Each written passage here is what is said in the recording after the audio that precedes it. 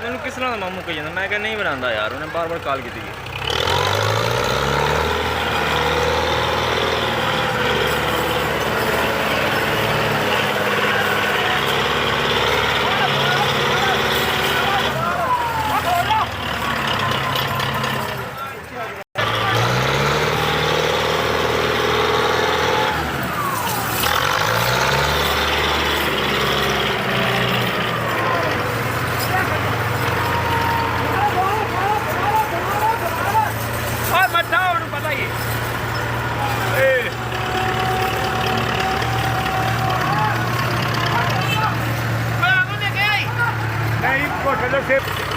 भाई ये 10 बोर्ड सब क्या है बात है इधर जो बता था कभी खिलाना नु क्या हंसते ने